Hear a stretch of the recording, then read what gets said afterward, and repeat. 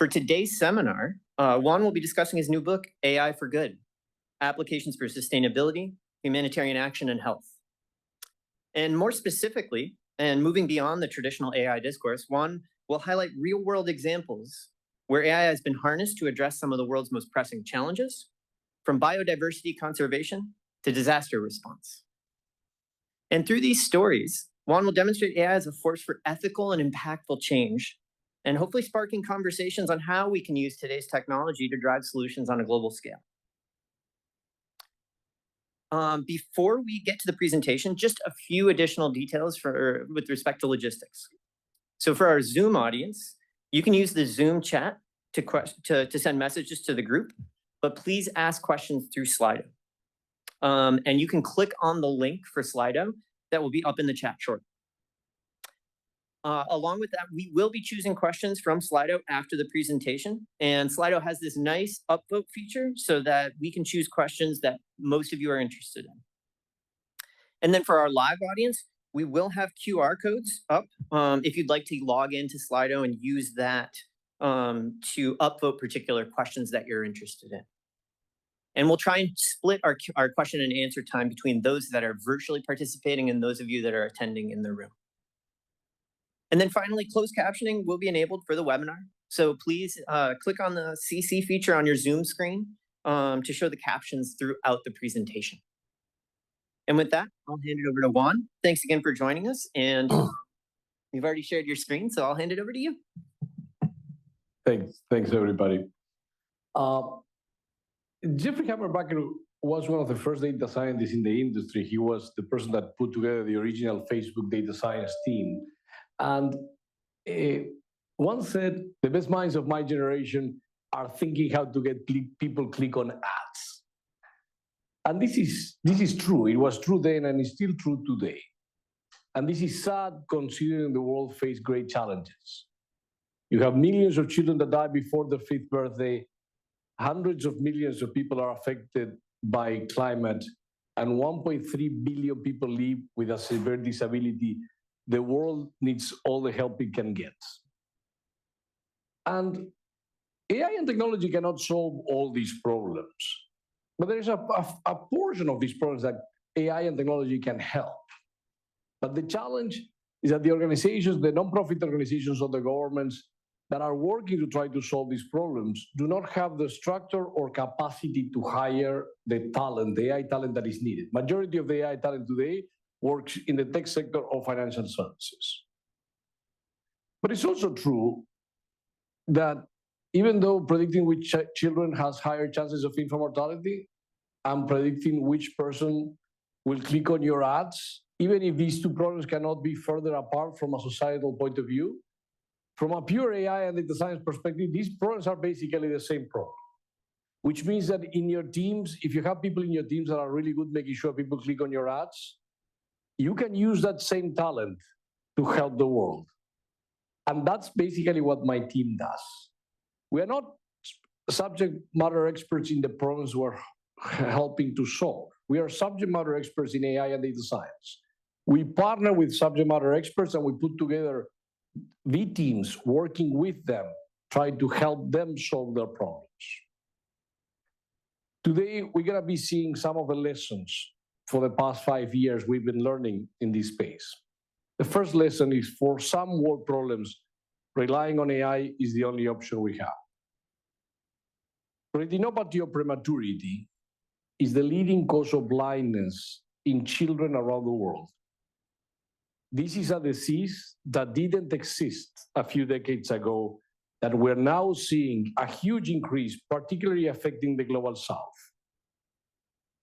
And the reason this disease didn't exist a few decades ago is this disease affects very small premature babies that before they wouldn't have a chance to survive. Now, thanks to improvements in health and healthcare, more and more of these babies are surviving, but their retinas are not yet ready for living in the planet. And that's why they have ROP. The challenge is that once you have a child that has ROP, a severe case of ROP, you have a very small window between 24 to 48 hours where you need to diagnose ROP and you need to treat it. If you can diagnose ROP, treating is not that difficult. And blindness through ROP is completely preventable. But you need to be able to diagnose this. What's the challenge for the world? The world only has 200,000 ophthalmologists, from which only 10,000 are pediatric ophthalmologists. You have millions of children that are born prematurity every month in the world.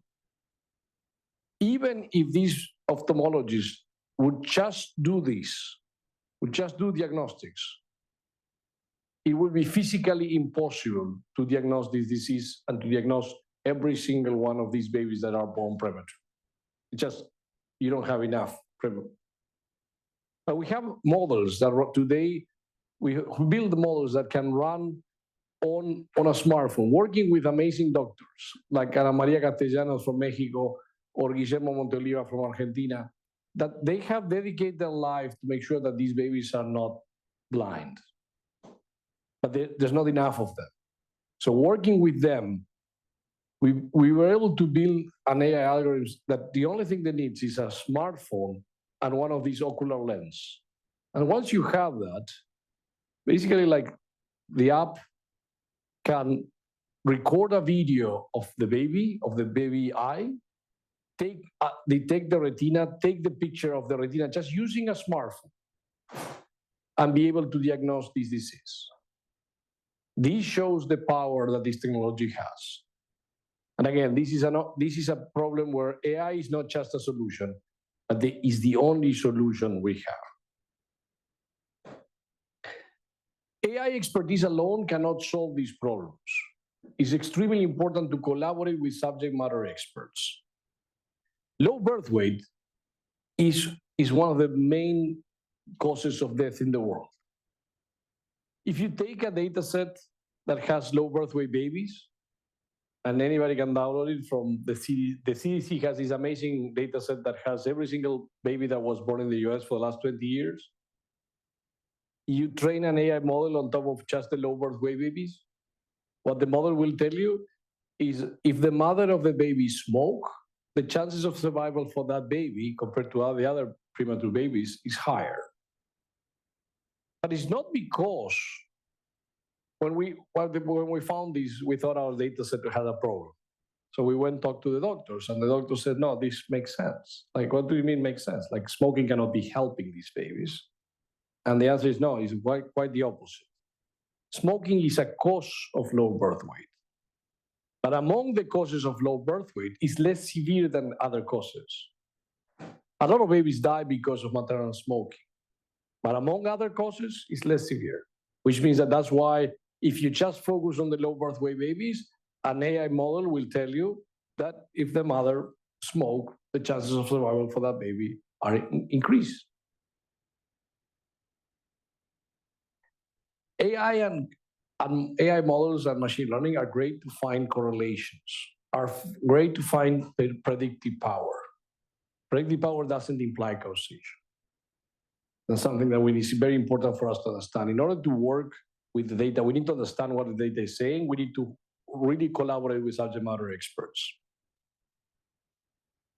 We also learned that we as humans are addicted to complexity. We like complex projects and we like complex things. This is the reason we put a person on the moon before we added wheels to your luggage. And if we want to impress people and look intelligent, our solutions can be complex. That works really well. If you want to have an impact in the world, your solutions need to be simple. Building simple solutions is hard, but it's certainly worth the effort. We also can get fooled by bias. Let me show you what I call the left-handed dilemma. If the chances of being in the room today are independent of being here, roughly the distribution of left-handed people are, because they're independent, meaning that the distribution of left-handed people in the room will be roughly the same as the distribution of left-handed people in the population. 10% of you will be left-handed. Can you raise your hand if you're left-handed? You see, it works. Unfortunately, I have really bad news for the left-handed people in the room. There was a study published in the New England Journal of Medicine that is the most prestigious medical journal in the world. But they took a random sample of people in California and that died and asked their family members whether they were left-handed or right-handed. What they found was the left-handed people were dying 9 years younger than right-handed people. If this was true, being left-handed would be as bad as smoking 120 cigarettes per day. Really bad. Well, the good news for left-handed people is that the reason this happens has nothing to do with life expectancy. It has to do with the fact that for a long period of time, there was a kind of a discrimination against left-handed people, and parents would force their kids to be right-handed. I know that because my grandfather was one of them. He was forced to be right-handed. But eventually, around 1920, 1930, people stopped doing this, and this generates this artificial increase on the left-handed population to the right level that is around 10%. This artificial increase is the one that gives us the illusion that left-handed people die younger, when in reality, that's not the case. But what's the challenge from an AI and machine learning perspective? If you're a life insurance company and you have a data set that has whether the person is left-handed or not, and you train an AI model to predict life expectancy, your AI model will tell you that you need to charge more to the left-handed people because they will die younger. Majority of the data we collect has some biases. If we don't understand those biases, our models will replicate those biases and can generate these problems. Some problems, we also learned that some problems are more difficult than the ones that we anticipated. Around 10 years ago, people said, in 10 years, we will have self-driving cars. In 2016, we said, people should stop training radiologists now. It's just completely obvious that with 5 years, deep learning is going to do better than radiologists. This is a picture this morning of radiologists going to work in their normal car. I'm not saying we're not going to solve this problem, but some problems are more difficult than we think they are. We need to be humble about those. AI can make a big difference. And part of our job has been witnessing this difference. Anytime there is a big natural disaster, my team partners with Planet Labs, that is a satellite data company. You put a satellite on top of a place, the natural disaster. The satellite take high-resolution satellite data pictures. We run AI models and we build damage assessment maps. The one on the left is the Afghanistan earthquake. On the right, that's Libya flooding. These disaster assessment maps are critical for teams on the ground to make decisions. The first decision is where do they need to send people and how many people they need to send. If we can provide this information in less than 24 hours, that information can help these teams save lives. And this is Morocco earthquake September. Those are Lahaina fires. Even in countries like the US, doing building assessment maps is relatively time consuming. And a lot of times it would take weeks. By then, it's too late. This type of information is critical. This type of tools is critical for this type of problems. We use the same technology also in Ukraine. When Russia invaded Ukraine, one of the first questions the UN Secretary General had was, is Russia attacking hospitals, water facilities, and schools? This is what Ukraine was saying. Russia was saying that that wasn't the case. These three types of buildings are different than the majority of the other buildings in Ukraine because these buildings are protected by the Geneva Convention. If you deliberately attack one of these buildings, that can be considered a war crime. So using high-resolution satellite data and AI models, we map every single school, water facility, and hospital across Ukraine. And using satellite data, not only we could know if they were destroyed, we could also know when they were destroyed. We could go back in time. As soon as the war started, there was every single satellite data company was just taking pictures of Ukraine almost every day. Using that data, we were able to answer those questions. Very similar technology we're now using in the Amazon. It's taking the government of Colombia 22 months to do a deforestation maps and understand the extent of the deforestation. The Amazon loses every day 10,000 acres. At this rate, by 2050, half of the Amazon could be gone. So it's critical to understand and detect illegal deforestation. Using AI models, not only we could measure these, but we could also use, the data is fast enough that you can use this to detect and help the government of Colombia provide key insights so they can act on it. Also on the biodiversity space, we are partnering with biodiversity experts, providing the AI models that can run on these camera traps that can help them classify and understand the species and the health of the forest, not only from camera traps, but also from acoustic data. These acoustic data helps researchers identify the type of animals. And now these models can replicate what these researchers are doing. Very different space, but very similar use case from a computer vision perspective is to use AI on top of CT scans for medical imaging. If you look at the charts there, this is the life expectancy, 5-year life expectancy on different cancers. For the last 20, 30 years, 40 years, we have systematically seen an increase in the chances of survival. Unfortunately, the bottom line, that's pancreatic cancer. And even though there has been a small increase, today, the chances of survival on someone that has detected pancreatic cancer is around 10%. Meaning 90% of the people that are detected that have pancreatic cancer will typically be too late. The reason this happens is because when pancreatic cancer shows symptoms, it's usually too late. Having said that, if you can detect pancreatic cancer when it's less than 2 centimeters, you can do a surgery, you can help save that life. So we are working with doctors at Johns Hopkins University on this particular problem. And we think there is some hope for using AI models on top of CT scans. You are able to detect these pancreatic cancer when around less than 2 centimeters. Still not good enough to do screening.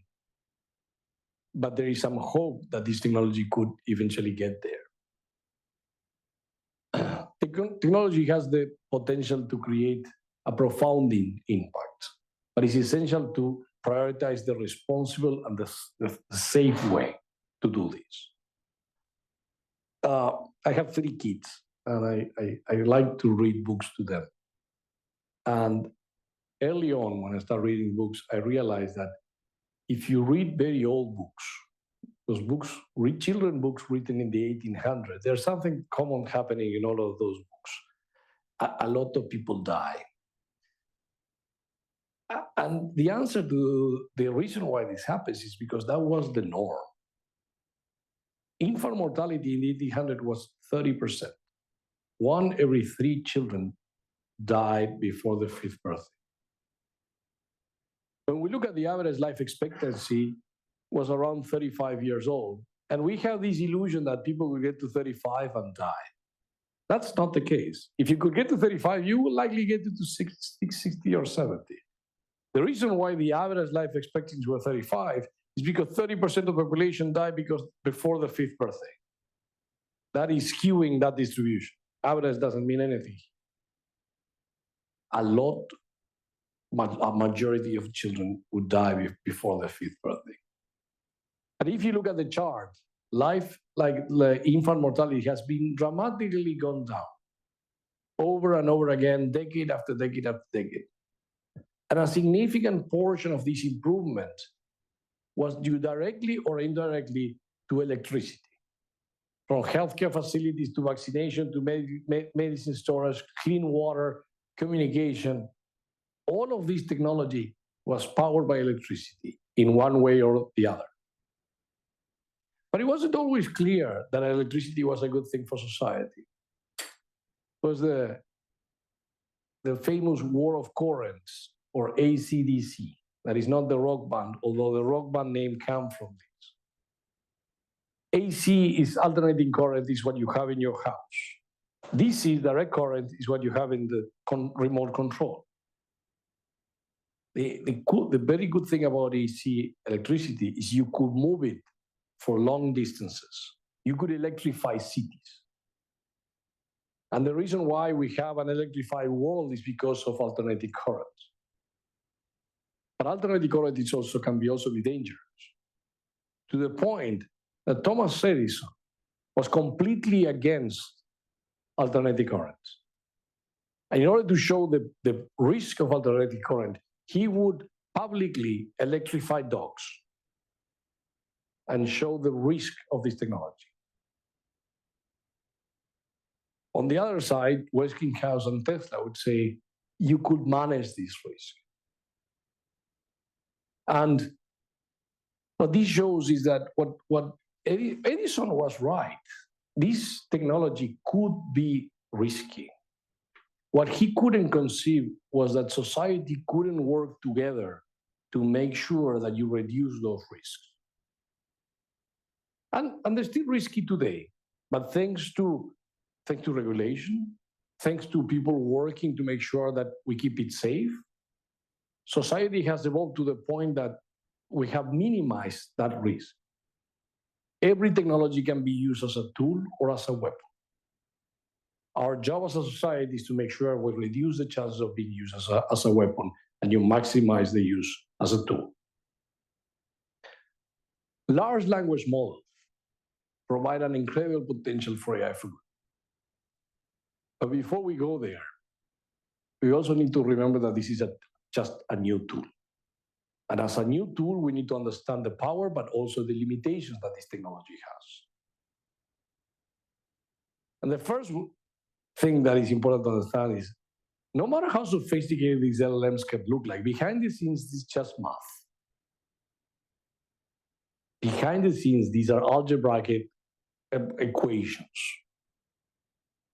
To the point that if Excel doesn't allow, but let's say for a minute that Excel allowed to compute extremely big formulas, you could compute a full LLM as an Excel in an Excel spreadsheet.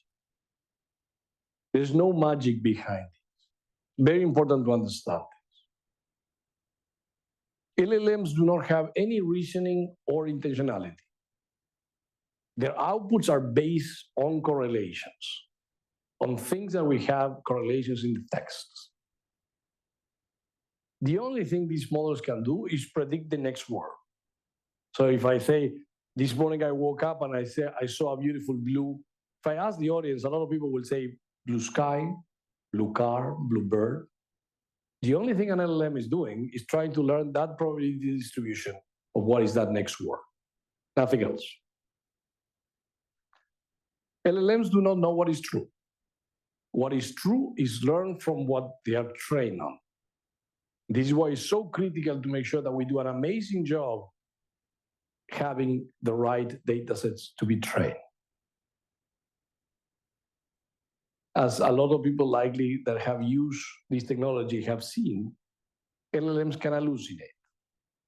And the reason this happens is because you are just bringing the words from the next word from that probability distribution, but nothing guarantees that that distribution, that whatever they are outputting is correct. The LLM doesn't know when it's hallucinating.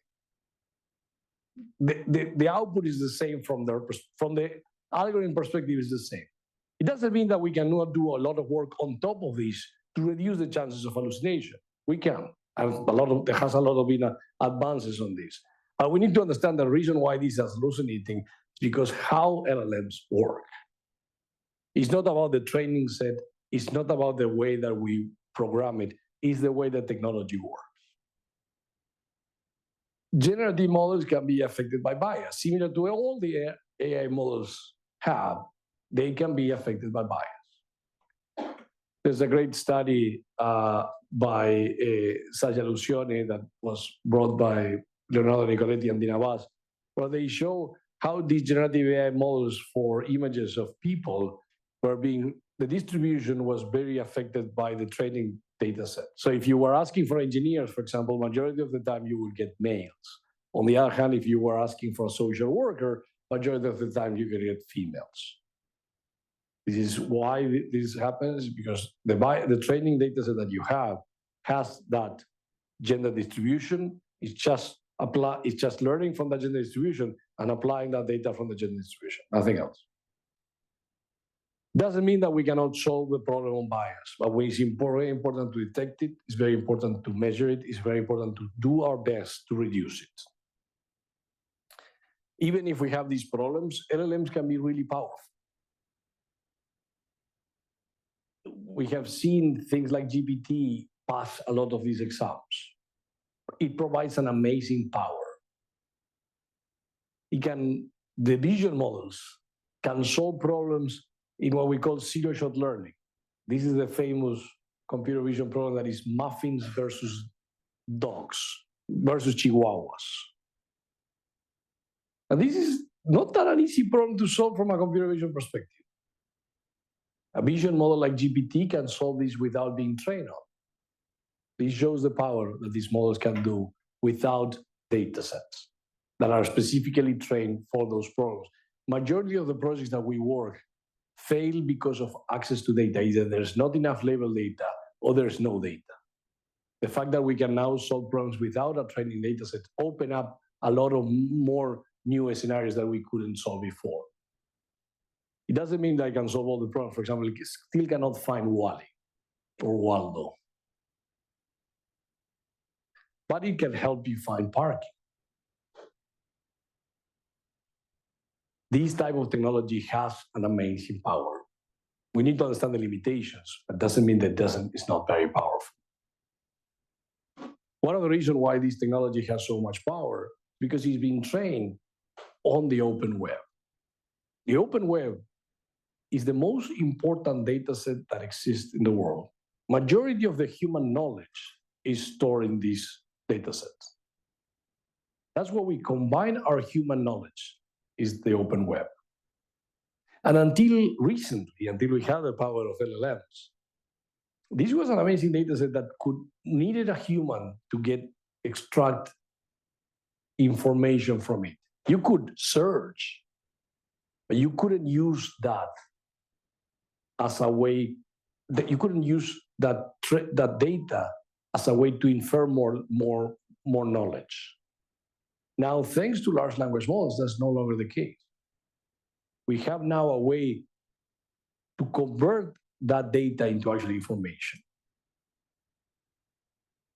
Large language models provide an amazing power for anybody like me, where English is not my first language. If you need to publish, you need to have very great English skills. Otherwise, you will always get reviewer number 2 that says that a native speaker should review your paper. Well, if you live in the global south, you cannot afford that. So that means that 95% of the world that had a huge knowledge could not fully be integrated into the scientific community because of a language barrier. Now, thanks to technology like GPT, we have an amazing editor working with us, where you can use this information to not only translate, but help you write. This is an amazing use case for this technology. It also can help us to code. Roughly 0.5% of the world know how to code. I mean, even after 40 years of trying to help society has the skills of learning coding, this number hasn't dramatically changed. And we don't expect this number to change too much. It's not that large language models are gonna get rid of code, but it has the ability that you can code in your own language. Whether it's English, Spanish, or Mandarin, you have the ability to encode tasks. Like that will be the way that you interact with computers, will be using your own language. This is gonna change the way we interact with computers, but more important, it's gonna be the way that we will expand the amount of software developers. Software developers will continue being here, but the barrier of entry to be a software developer will be dramatically changed. LLMs can improve productivity, both in coding, like there's this randomized control experiment using Copilot where you show 55% less time to complete tasks. Boston Consulting Group did something similar with their own consultants and show 40% higher quality, 12% more tasks, 25% faster. These are huge increase in productivity. And the reason why this is even more important now than was ever before, it was in the history of humanity, we are experiencing something that has never been seen before. That is the working age population, particularly in the developed countries, is for the first time going down. Meaning that in the next decade, we will have, at least in the developed countries, less amount of people in the working age population than we had before. And that trend will continue to be there, which means you will have many more retired people as a percentage of the whole population.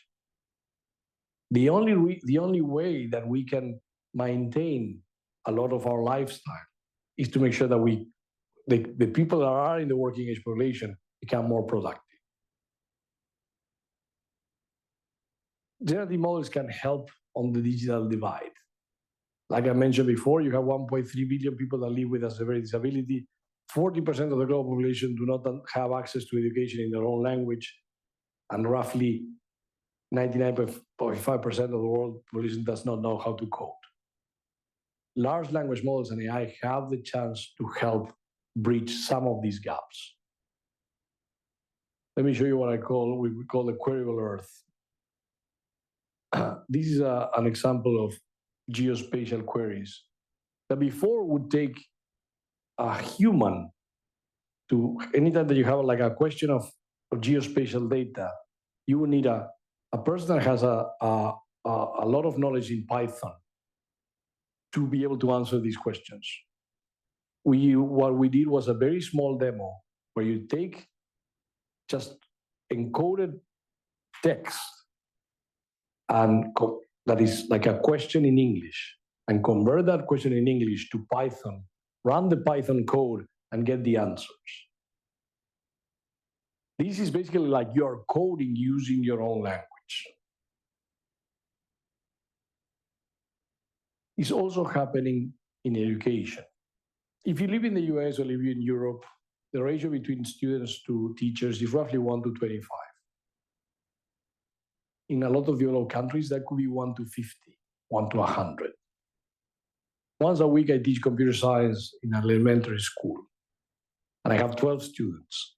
And even with 12 students, it's relatively difficult for me to make sure that these students are learning. I could not think how difficult it is to teach 50 students in one single class or 100 students in a single class.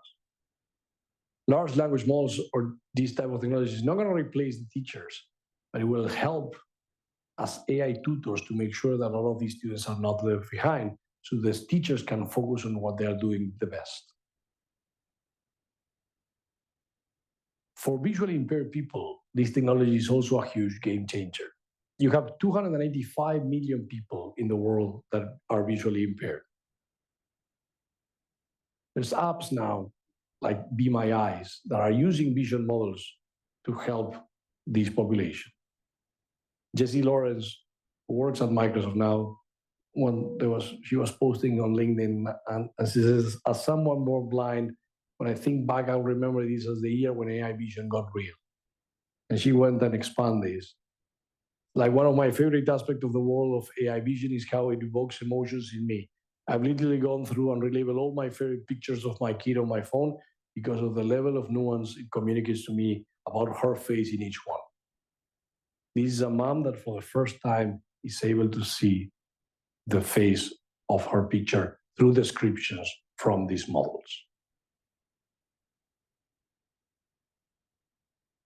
Last year, there was a paper that was published in JAMA where it shows that GPT-4 at that point, with real questions from patients, was not only showing that was more accurate than doctors, actually it was showing more empathy.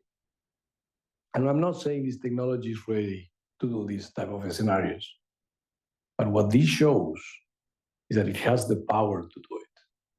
We live in a world where half of the world, 4 billion people, do not have access to healthcare or do not have access to doctors. But 80% of them have access to smartphones. This is not going to replace doctors. But if we allow these people to at least have the ability to have a conversation with a doctor in their own language, this can have dramatic improvements. AI is a general purpose technology and has an amazing potential in the world. In our smartphones today, we have more processing power than the one that was needed to put a person on the moon. There are very important problems out there that can and should be solved with data. We no longer have excuses. Thank you very much.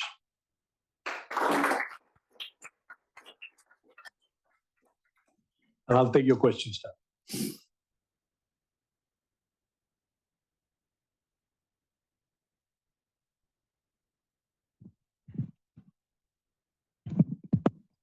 Hey, Juan, thanks so much for this very interesting conversation or presentation.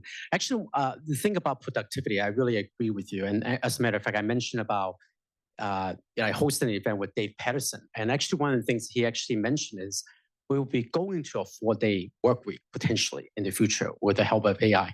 So my question to you actually is, given there's so much capabilities and possibility, what are you most excited about in terms of the AI usage? I mean, there's many, as you pointed out, but which top 1 or 2 would you be honing in, and how would, given sort of Microsoft leadership, how are you guys leading in those areas, for instance? I'm not sure about the 4-day weekend. I think that in general, what we have seen over and over again through history is that whenever we have ways to improve productivity, by the way, this happened in the 60s and 70s with automation. People look at the workplace today and say, wow, now with this technology, you can be much more productive. What people usually don't realize is that as humans, we are really creative at adding more stuff to make sure that we continue working. All right.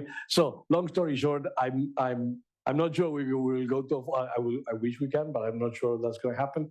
Especially because again, we will go through the next few decades where there will be the working age population will decline, and that's going to generate like a lot of problems because not everything can be automated. So, but long story short, I do think that at least on a daily basis for me, the editing capabilities has been great. That's something that I use every day, correct? Like if you work in a company like Microsoft, in any company, you expect to writing in very good English. And that's, for me, that aspect of the large language model is a game changer. I use it a lot for coding, correct? Like I still code, but it's more difficult to make sure that I remember all the commands and everything. So I use a lot to generate codes and generate examples. And that by itself, like I do think that is like, for me at least, has been even more than 50% increase in that chances. So in general, I think there are multiple scenarios where this technology, for helping doing research, like as a way to search, and that assuming that we always need to make sure that you use it as a co-pilot and you need to check what it says. It has a way to find things that through a search engine will take much more effort. So.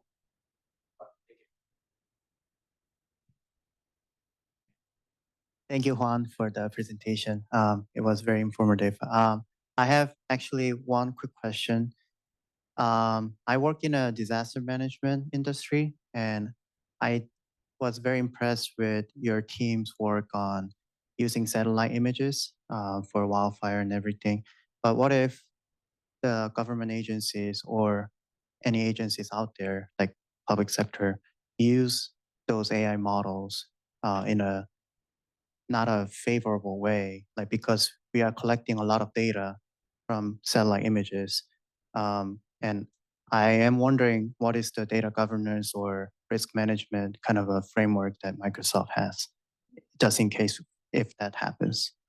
No, so every use case we have follows our responsible AI framework. Having said that, like we don't own those satellites. Like actually, the governments in the world have access to a lot of data like that. There has been use cases, for example, in the case of a war, where some of these companies will not necessarily share that data because that data could potentially be used for targets. Right? That's more on the satellite data companies, not necessarily too much on the AI models to do disaster assessment, but more on the satellite data companies. And they receive, we partner very closely with them. They receive a lot of those questions, like what do you do? And a lot of times they will follow what the government is saying. Basically, like the U.S. government will have ways to say we should share, we should not share. But yeah, that's more on the satellite data companies than we are. Hello, Mr. Lavista Ferres. Thank you so much for this presentation. It's very intriguing. I have a quick question, nothing too fancy, but just I want to ask your opinion since Microsoft is a leader in the AI industry. You mentioned Nikola Tesla and Thomas Edison about alternating current, direct current, and how Nikola Tesla mentioned that with humans working together, we can harness the power of AC and make sure it's safe to use. Thomas Edison obviously took a more pessimistic look, but what about AI now? Because right now, people are more, in my opinion at least, more individualized than ever. We're globalizing, but we're disconnected. Everybody's on their phones. Everybody have their own opinions. Now people are more, quote unquote, have more courage to speak out online, even though it's not our own opinion. So saving this divide, corporations have their own agendas. Do you still think, or what do you think if we have the capability to harness AI for good in this case? I'm very optimistic. I think that in general, majority of the people in the world, the bulk of the people in the world want their agenda, like they are inclined to do the right thing, correct? So I do think regulation in these cases matters, and I think that if we look at electricity, there was a lot of regulation that makes sure that this technology was deployed safe for the workers that were using it, but also for the people that were living in their house. And that's why the reason why I put this as an example. It's like that's a place where society at large, and that includes companies, include the government, include regulation, can work together with the right emphasis that we want this technology to be used for good and maximize the use tools. But the reason why I bring this example is exactly because of this. It's like, hey, this is not something that is the first time that we have seen this. In fact, every single one of the what we call general purpose technology could potentially be used as a weapon in some cases, right? It doesn't mean that you cannot work together as a society to maximize the potential for good. So, yes.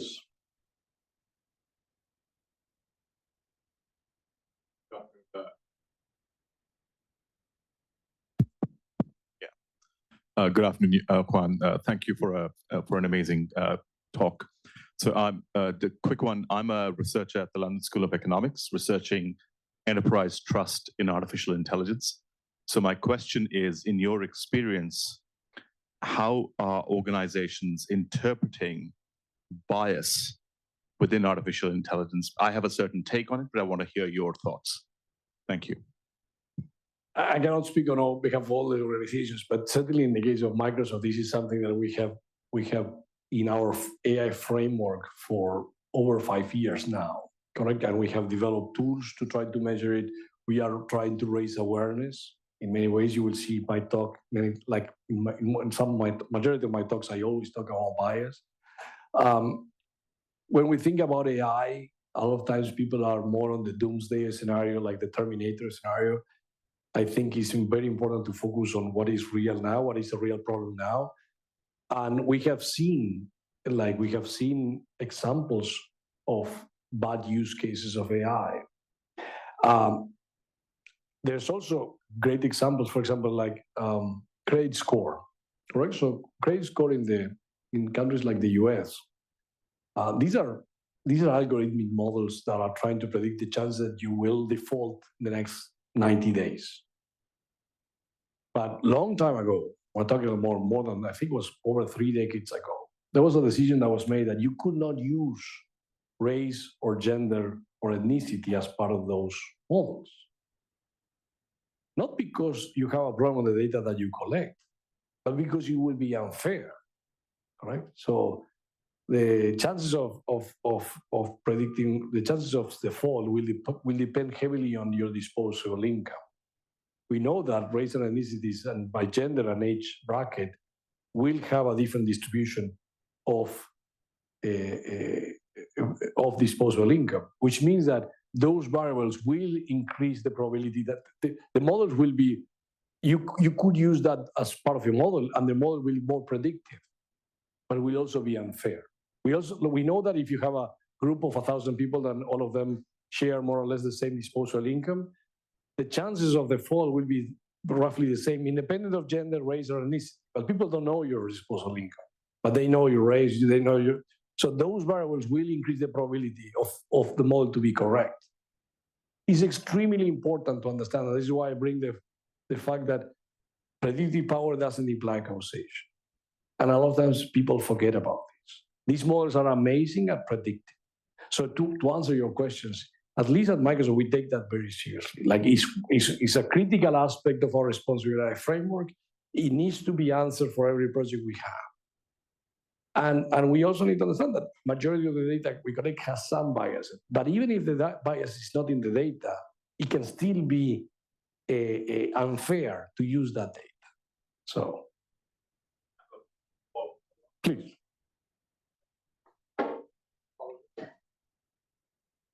Thanks for that.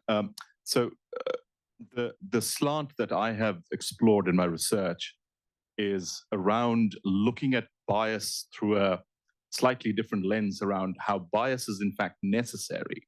To try and neuter a system would also, by extension, render it less intelligent. Like humans have bias, right? So why is bias viewed through a negative lens? Because bias is sort of almost an attitudinal slant. There are some obvious examples of bias being negative, as you outlined, but is there any research that you guys are doing that looks at classifying bias profiles rather than trying to eliminate only the extremes? There are different sources of bias, correct? You could have bias in data collection. You could have bias in the population. So there are multiple scenarios that the first question you need to answer is, what are these sources of bias? And like I say, we humans have biases. But I would say we focus more on the bad use cases of bias, correct? Yes, if you have a company, and this actually happened too, there's a case study on this. We have a company that has been hiring people for the last 15 years, and those hiring managers, every hiring manager has some sort of bias. If suddenly that bias there's a gender bias on that. If you train a model on the way that people are, these recruiters or employees are hiring, you will just, these models will learn that bias. And that is basically, that, by the way, that's a real use case of a company that did that and at the end couldn't use the AI model because they do that. There's a lot of times people are afraid of that. What AI models are great is at measuring, because if you train a model, like, it's very difficult to answer that question whether you have a bias on gender. But if you train a model, you can actually use that model to try to answer whether you have a bias on gender and try to help mitigate that. So I think it's really important to understand the source of bias, to really understand the bias and the potential outcome of that bias. So I'm going to take a question from Slido quickly. AI is power and resource intensive. So how, from an AI for good perspective, are you thinking about sustainability and questions related to the sort of resource intensiveness of current AI? Yeah, so there's a few things that are important to understand. I always answer again this question so the first question you need to answer is when we think about resources. So majority of the models that we use for sustainability or for like majority of the examples that you have seen here, except for the large language models, the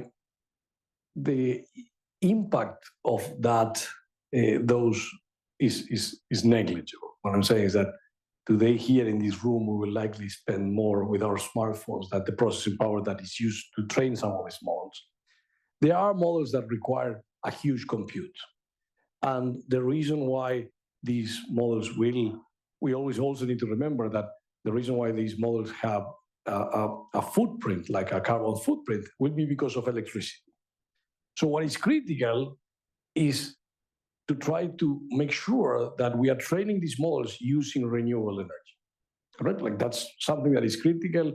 And if you see companies like Microsoft or other companies too, we are on path and we try our best to go everything to renewable. Once, even considering that aspect, it's also important for everybody that is looking at this problem is to understand the whole impact. And that's how this technology can, like anytime that you use and you train these models, it will have a carbon footprint, and understand and measure that carbon footprint. So when you look at all data centers combined in the world, correct? My understanding, if I get these numbers right, is roughly 0.6% of all global emissions. 0.6% is a big number. But you also need to consider that you have billions of users using this technology, correct? So this is not just the AI aspect. This is all data centers. Everything we do in data centers is roughly 0.6% of all emissions. That is a big number, but it's 0.6%. We also need to understand that this technology has the potential to reduce emissions.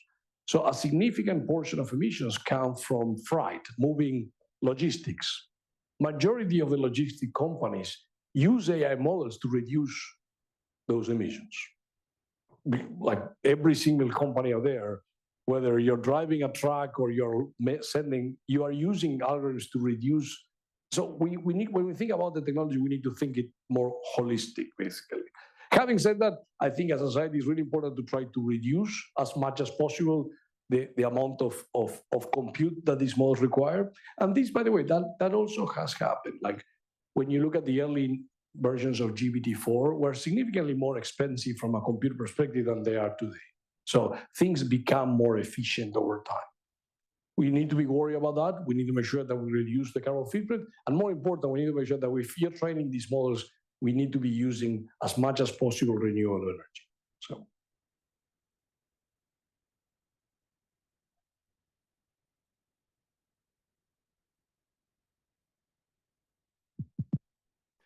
Thanks, John, for the high-level perspective on some of the use cases of AI. So my question is another high-level question. Looking at the current geopolitical issues, for example, Israel-Palestine or Russia and its neighbors, looks like humanity is running out of ideas to get to any, creative solutions which could solve these deep-rooted problems. So the question is, can we leverage AI to give us a new perspective or maybe lasting solutions for some of these issues? What is your thoughts? We have to remember that I'm not saying I haven't thought about too much about that problem, but in general, I would say that majority of what these models can do come from the knowledge that is already stored on the web, correct? Come from human knowledge. And I'm not saying there couldn't be a use case for that. But I think in general, I would argue that like it's more on the political side, and that's I don't know. I'm very optimistic about the human race. Even while we have some problems, I think we have come a long way in the world if you look at the last 100, 150 years. But yeah, I don't. These type of solutions are not going to solve all these problems, and we just need to make sure that we find ways to solve.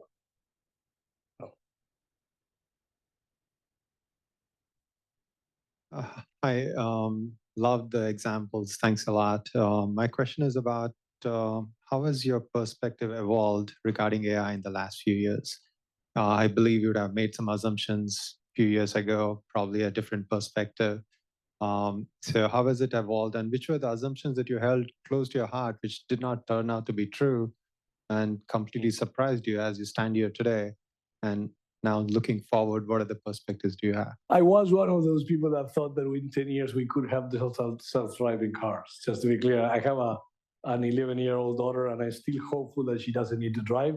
Driving is the most dangerous, unless you smoke. Driving is the most dangerous thing you will do in your life, by far. Like we are worried usually about sharks. No, you should be worried about driving. Driving is the most dangerous thing you do. So anytime that we reduce the chance of dying in car is something that I like. And I thought in 10 years we could get there. We're not there yet. I'm still hopeful that we will, by when my daughter gets 18, we might be there. I don't know if that's going to happen. But to answer your question, I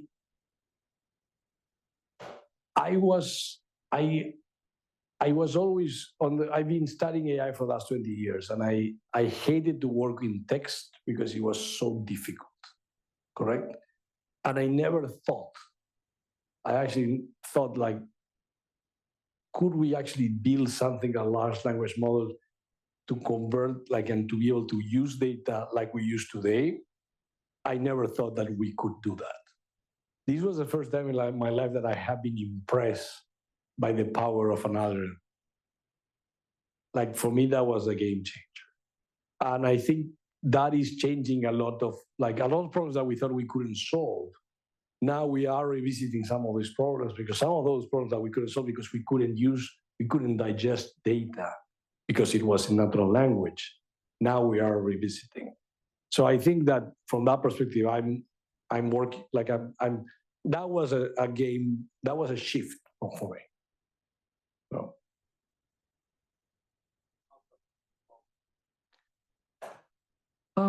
I don't know about looking forward. I think that models will continue to improve. We will see what I want. We're still in the era where we are solving problems in PowerPoint or in papers. There's still a big difference between solving a problem on paper and solving a problem in production. I would love that in the next few years, we will see many more problems being solved in production. And we're not there yet. So I think technology has shown tremendous potential. We need to make sure that that potential gets real, and meaning that people are using these for their lives, for their work, for healthcare, for multiple of these scenarios. We're not there yet. In many of them we are, many of them we're not. Go back to Slido for some additional questions.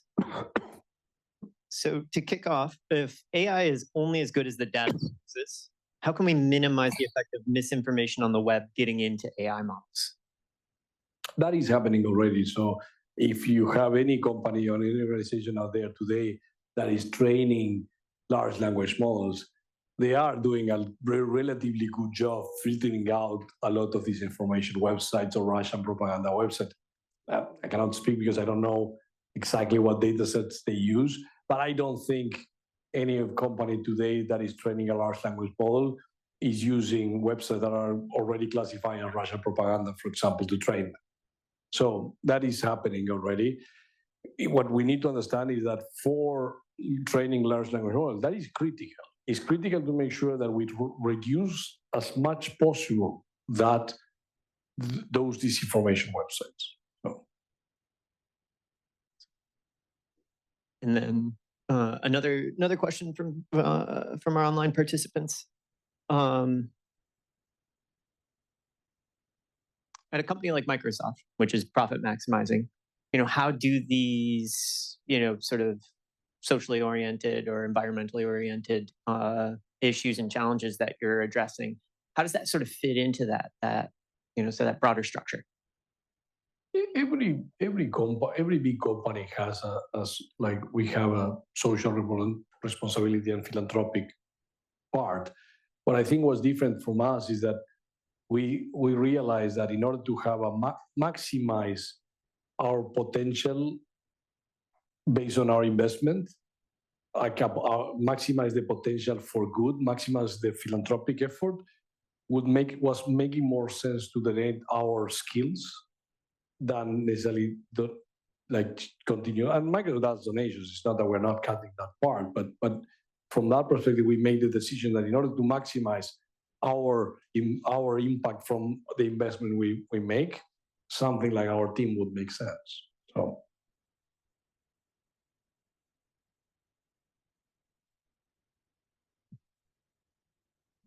Mr. Lavista Ferres, you've been teaching kids weekly about computer science. You have a daughter yourself.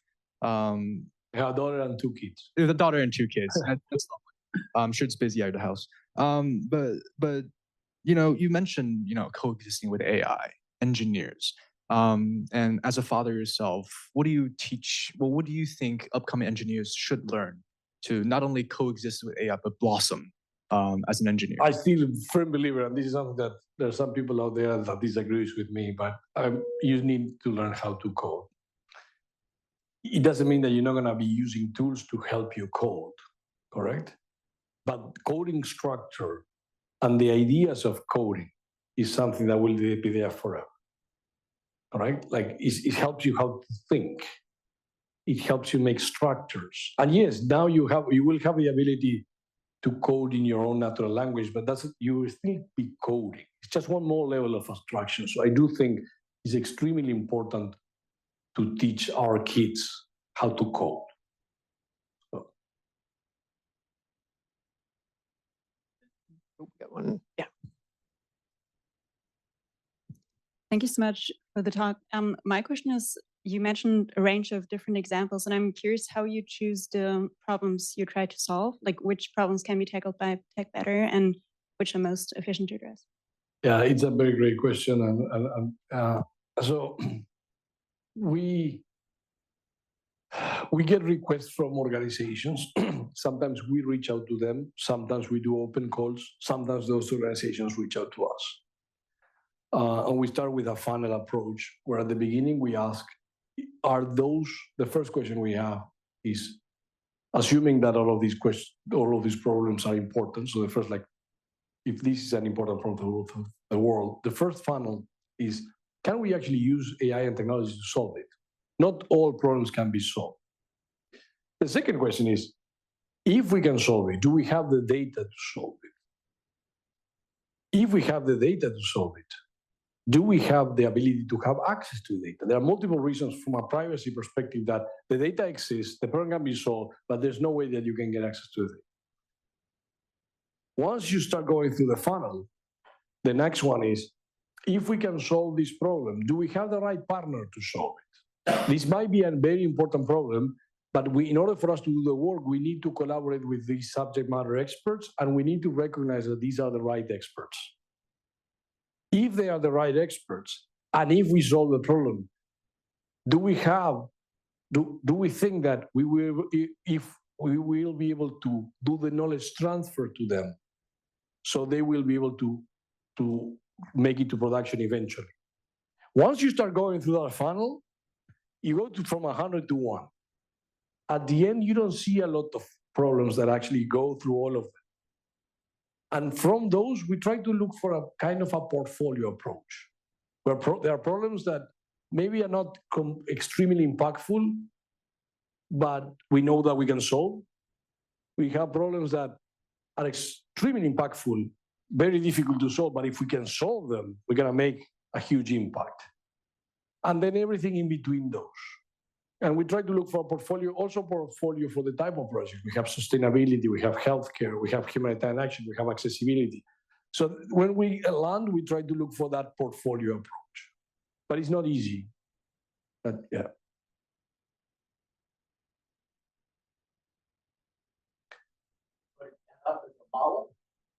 No, it's not a model. No, that's a room of my direct reports every Monday gets together and review those requests and make decisions on that. And there's a lot of discussions, and we try to come up with a way to prioritize. But how do we make? When we do open calls, and we're going to be doing an open call, I think, in January, those are online, yes. We always, you always reach out to me by LinkedIn, by the way, I will likely like if there is a problem out there that is important, there is the right data set, there is the right organization. We will always be open to hear proposals.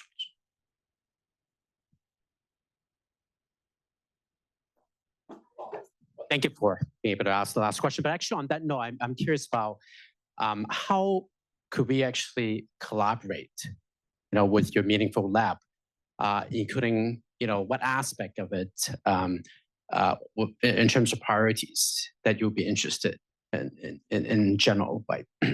Our collaboration has been with organizations that have the subject matter experts but do not have the AI skills.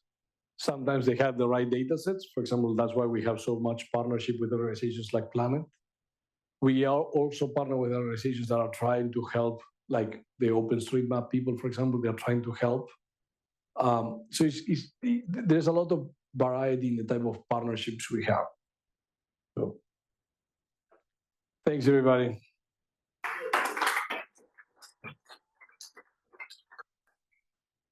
Juan, thanks so much again for the talk. I see that folks have already found some of the copies of the book that we had around.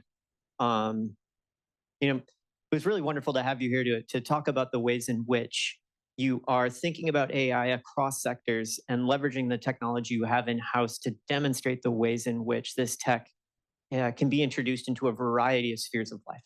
And it's exciting to see that this is something that is sort of a central emphasis at Microsoft and also clearly something that you are particularly passionate about, of answering that question of how do we use AI for societal benefit and what are the ways in which we can, sort of power this sort of revolution in technology in a way that's going to benefit as many people as possible. So thank you for that work. Thank you for the seminar.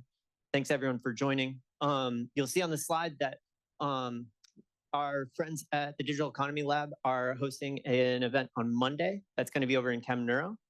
Also, if you did not check in, please do so on your way out. We really want to make sure that we're getting an accurate count of who's here. So I'd appreciate it if you didn't do that. And yeah, thanks again for joining. And thanks again, Juan, for being here today.